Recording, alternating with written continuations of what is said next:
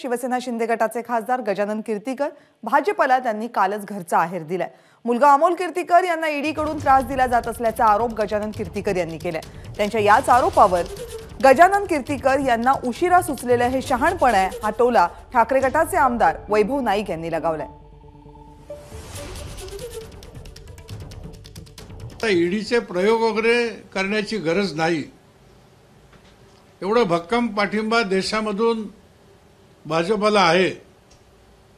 ईडीमुळे जनतेमध्ये फार मोठ्या प्रमाणात चीड निर्माण झालेली आहे। लोक या ईडीच्या अशा तऱ्हेच्या कारवाईला कंटाळलेले आहेत आणि त्यामुळे ईडीचे प्रयोग थांबवले गेले पाहिजेत असं माझं स्पष्ट मत आहे। खरं तर गजानन कीर्तिकरांना ह्यांना उशिरा सुचलेलं एक शहाणपण आहे।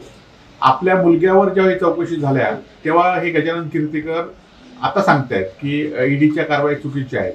खरं तर याआधी सुद्धा संजय राऊत साहेब असून देत, आमचे युवा सेनेचे चव्हाण असून देत, यांच्यावर कारवाई झाली, ते जेलमध्ये गेलेत आणि ज्या कारवाई करतात तुम्ही भाजपमध्ये या नाही तर तुमच्यावर कारवाई करतो असं सांगत असताना आज ते सांगतायत की खरं तर ज्यावेळी खासदार शिवसेनेतनं फुटले त्यावेळी त्यांनी सांगितलं होतं की मला उद्धवजींनी आम्ही सांगितलोय आम्हाला बाळासाहेबांचे विचार करायचे आहे, विचार आपल्याला पुढे न्यायचे आहेत आणि आज मात्र त्यांच्या घरात कारवाई झाल्यानंतर त्यांना मात्र हे उशिरा सुचलेलं शहाणपण आहे। एबीपी माझा, उघडा डोळे बघा नीट।